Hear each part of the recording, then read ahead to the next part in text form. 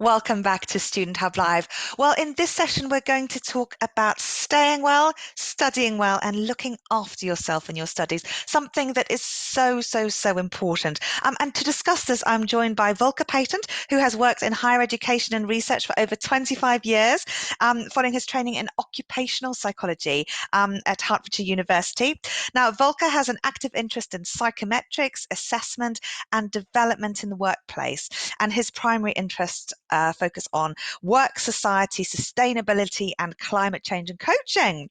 And he works as a freelance coach and consultant, helping individuals to improve their mindset and to create inspiring futures in addition to his work at the OU. So I'm delighted to be joined by you, Volker. Thank you.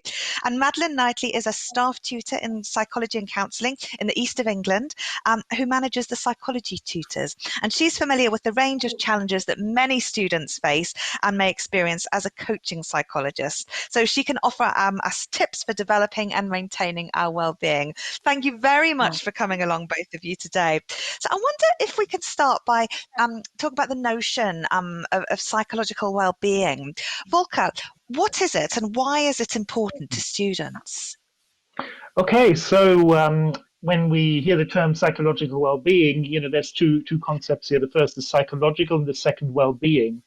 Normally, when we talk about well-being, we do so with a kind of reference to physical health.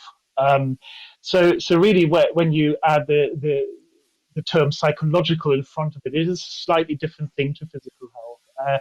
And really, psychological well-being is about two things. The first one is happiness, yay, and optimal effectiveness, yes. So really, psychological well-being is about people's lives going really well for psychological reasons. And of course, I think it's probably obvious to most people that there's a relationship sometimes between psychological well-being, but also between physical well-being. So and probably everybody who's ever had a cold will know just how their psychological functioning will be affected by that. So that's psychological well-being, and why is it important in study? I mean, that's a really good question. I mean, I just sort of want to kind of draw attention to what we're actually seeing in the news at the moment. It's a lot of students, particularly up and down the country, who are who are self-isolating, and that's almost certainly, may have implications for their psychological well-being. Being stuck in what do you call them,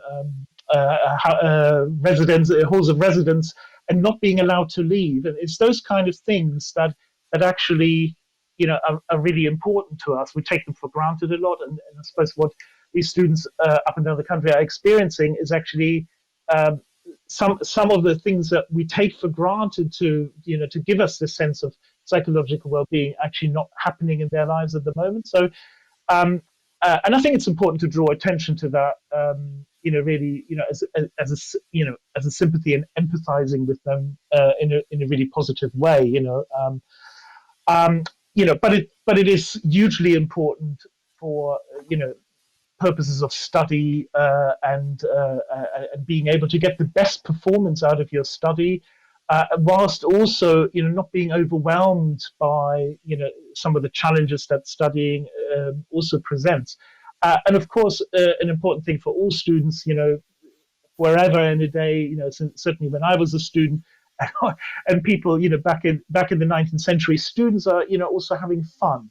So actually doing a degree is also about fun, and it is also about doing well and performing to the best of your ability, and that's what psychological well-being is really all about. Thank you, Volker. So it's this notion then about combining feeling good and also functioning effectively. So being happy, as you say, but also getting a lot of stuff done. Madeline, that's one take on things, but I wonder if we could look at something from a different angle. And positive psychology, another sort of branch of psychology, views well-being in a slightly different way. Can you tell us more? Yes, yes, absolutely. Well, in positive psychology, well-being is defined not so much as just one thing, but it's comprised of several elements which are interact all together. So it's about engagement. So from a student's perspective, it's about engaging with their studies. It's about relationships. So that's a relationship with your tutor, with other students, but also, of course, your relationships within your household or your family. Positive psychology and well-being in the positive psychology field relates also to meaning and and that means having some sense of purpose, that the things that you're engaged in have some real meaning for you, and that if you engage in things that are meaningful to you, then that will help you to feel better. It's also about accomplishment, and of course for students, wanting to accomplish the next TMA, wanting to complete the module to gain their degree. So it's another aspect of it. So for in positive psychology, well-being and psychological well-being is a mixture of all of those things, and it's that's something that's not fixed. It's something that we can, if we're aware of these different elements, we can take steps to work on them and to ensure that we're engaging with things that are meaningful for us, that we can have positive relationships and relationships that support our engagement with our studies and so on. So it's not something that's fixed. It's something that's that we can work on and we can enhance. And of course, it's really important, especially at this time now, for many students who are taking on a new role as a student with the Open University or elsewhere, of course. But it just means that you can, if you're taking on a new role, you've clearly got your existing roles that were going on, whether that's as a partner, a parent, an employee somewhere else, and trying to dovetail being a student as well into those other roles. A challenge, but it's something that we can certainly work on and enable people to still feel good about themselves in all those aspects of their well-being. See, this is the tricky thing, I guess, because if what we're saying is that there's, I guess, this interrelationship between feeling happy in your personal life and then also feeling happy in other areas like study, and maybe things aren't going so well. Madeline, you mentioned that these things aren't fixed. So, Volker, my question to you then is, what sort of strategies, what can we do to maybe change some of these things or influence things? In Mm, particular, life isn't happy all the time necessarily, and we probably aren't in that abundantly happy state all the time. There are these balances and juggles. So what can people do then, particularly, I guess, when things may not be going the way that they want them to? mm, mm. Okay, that's a really good question. I mean, one of the ways in which we can view psychological health as a resource. It's something that by having psychological health, by building up, happiness and developing strategies for making life become more smooth, we're actually creating a resource for ourselves so that when a situation comes along that is unexpected, it could be from a student point of view, getting a bad grade, for example, in an assessment, or having some other kind of disruption to your study, possibly.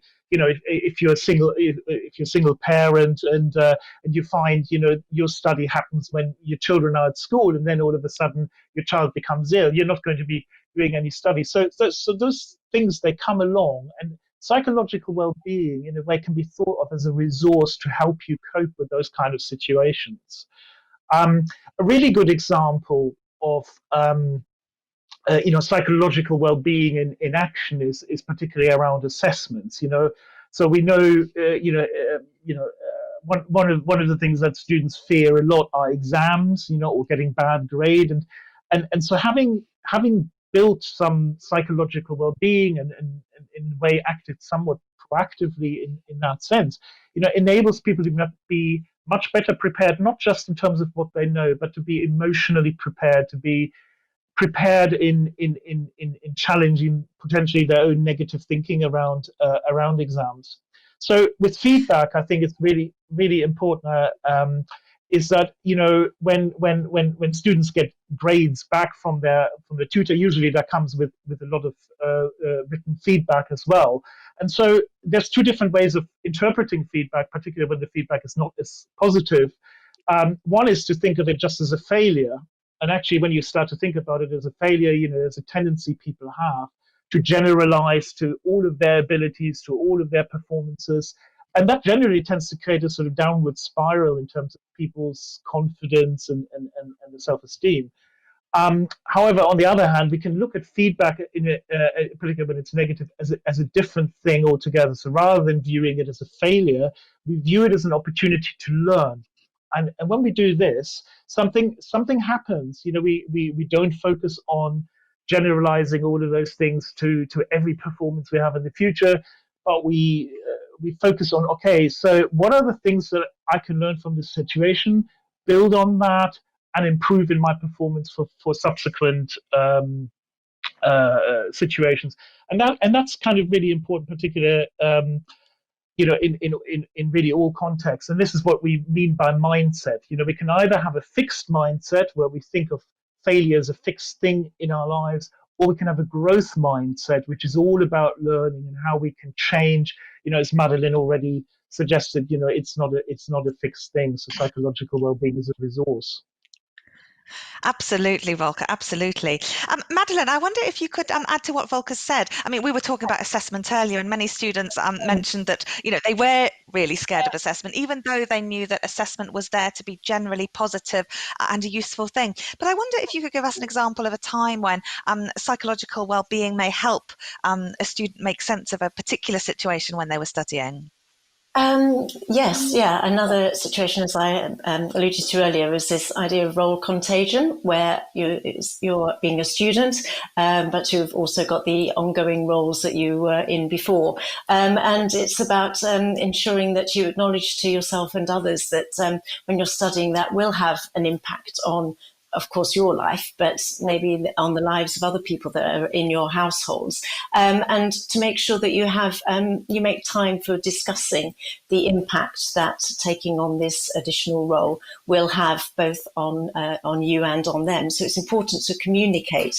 People can put in place strategies for maintaining this good sense of well-being by being proactively communicating with the people that they live with or their friends, making sure that you've got somebody around you that is going to be supportive, but making sure that you're also compassionate towards yourself, often saying to yourself, what advice would I be giving to a friend or a family member if they were in my situation, and not being harsher on yourself than you would be if you were giving some advice or talking it through with a friend. I think we're often very hard on ourselves, and we talk to ourselves or tell ourselves things that we wouldn't, or have expectations of ourselves that we wouldn't have of other people. So I think self-compassion is a really important skill to nurture.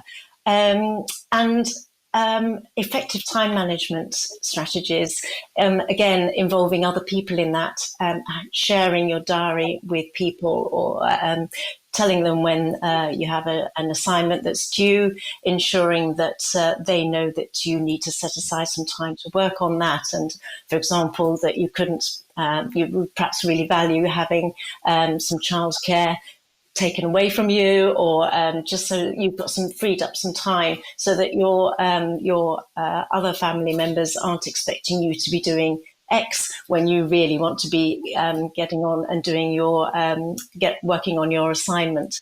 So I think the key thing in all of this is communication, and whether that's actually communicating with your supporters, your friends, your family, or talking to yourself. Self-talk is really important, and Volker already mentioned some of those things that we can be saying to ourselves that are not really helpful. It always happens to me. I never get a good grade.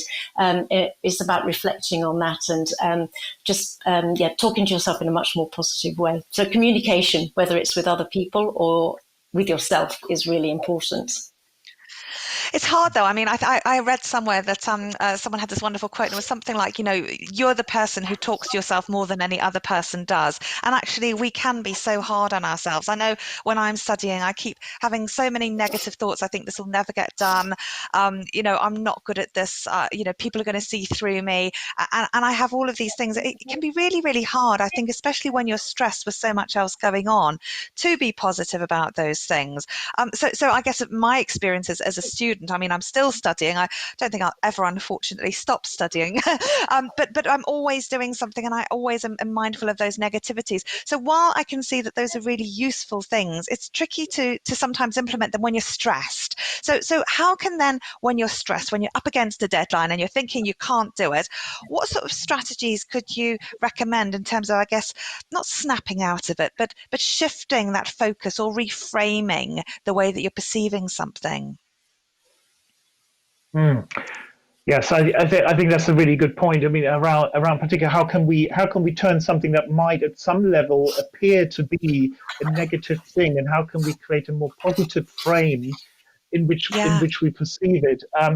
I think there are lots of different strategies, and you'll find lots of them searching on the internet. Even some work better than others, but I think the point is to really build up things that work for you. So one of the things that I have to talk a little bit about myself. So being a psychologist, I'm certainly not immune at all to having negative self-talk sometimes, and actually part of the learning has been over the years to how do I deal with that? How do I stop this negative thinking? Make me procrastinate. That's one of the things that it makes me do. I procrastinate when I feel really negative about something, and that then has sort of consequence. So one is to understand, the process that you're part of. So in a sense, we all live to some extent live in our own heads, and we believe the stuff that our own thoughts are telling us. And one of the greatest ways, in my experience, of getting through that is to learn how to meditate. Just take some time out, 10 minutes or 20 minutes if you already know how to meditate, just extend your meditation, or do some yoga, do something that's not focused on this thing that's causing you all of the negative thinking. So more recently, I learned how to walk over glowing coals, which is an absolutely amazing way to stop thinking about anything that worries you, because you just focused on, walking through the coals and to the other end, and you'll feel an amazing buzz afterwards.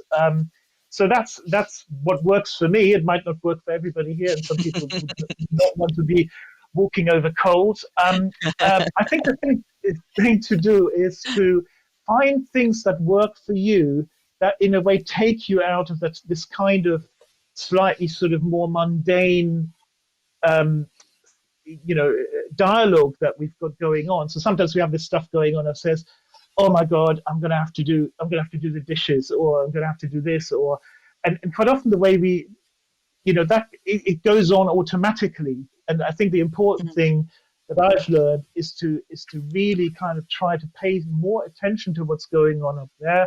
Take a step back from it, take a breath, kind of just go like, ah, and just Absolutely. relax.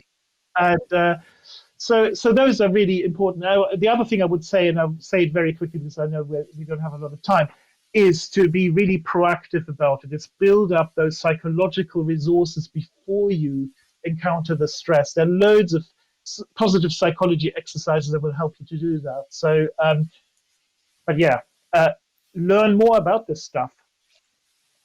That was wonderful. And you've got some really practical, for those of us who don't want to walk over glowing cold, you've got some lovely worksheets for us. There's a values in action and also a strength scope resource on the Student Hub Live website. So people can take a look at those and see. Madeline, though, you talked about compassion before. And I wonder if you can suggest any sort of, I guess, practical activities around compassion and kindness that people may be able to pick up on. It's one of the harder things I find to do myself.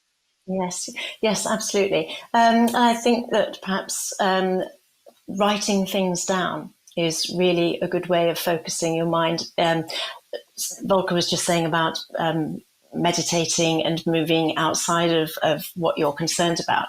But I've found that a way of being able to engage with being compassionate towards yourself is to have a daily diary where or a journal where you write down things that you have been grateful for what has happened that particular day. Three things that have happened to you.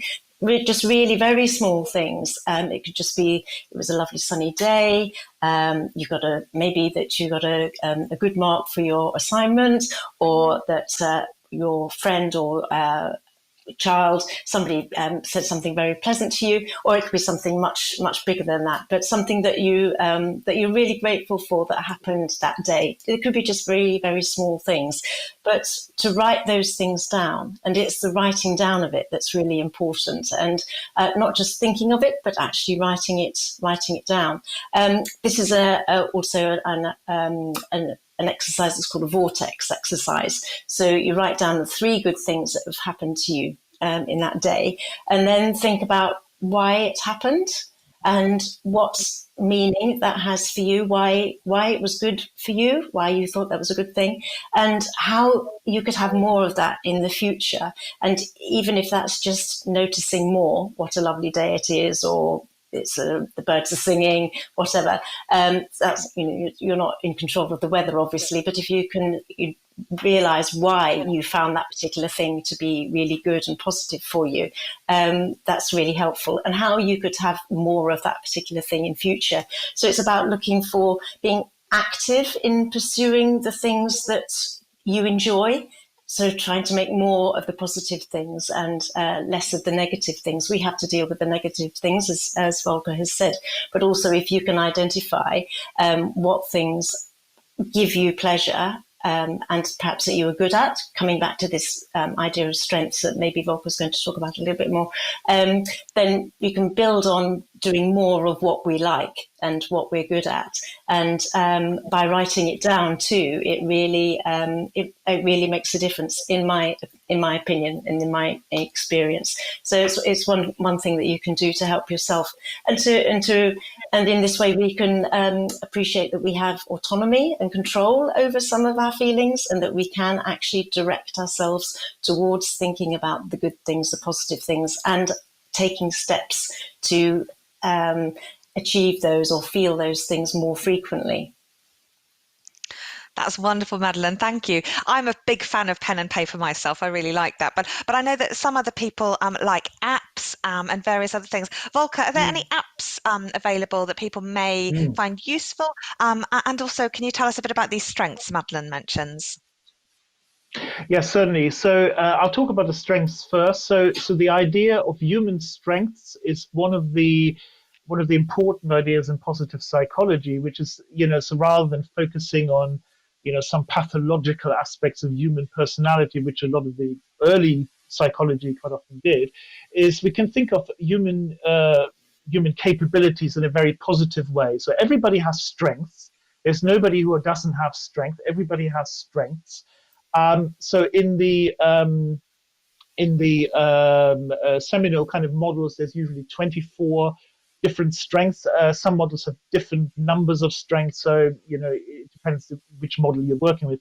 But examples of strength might be things like creativity. That's a strength. Some people have that strength. It's something that they know about themselves, and they use that strength to solve problems. But there's other ways of solving problems. So, for example, you could have the strength has now gone out of my memory, but I'm just trying to think what the other. Yeah, gratitude is another strength actually, and Madeline talked about. So we could solve a problem by focusing on gratitude, or focusing on compassion, or focusing on kindness to others, or helping other people. So there are different ways in which we can solve problems that utilize different types of strengths. So strengths are great to know about because once we've understood what our own strengths are, we can also see areas in which we could develop new strengths as well that might give us a wider range of ways of solving different types of problems. So in a sense, knowing your strengths and assessing your own strengths, and then thinking about, what areas are, do you have strengths in, and what areas could you develop further to enable you to solve different types of problems. So that's kind of very powerful. Now, there are, I think one of the links that we've given you is for the values in action inventory, which I think is free. So do look at that stuff. It's kind of very useful. The other thing you mentioned is apps.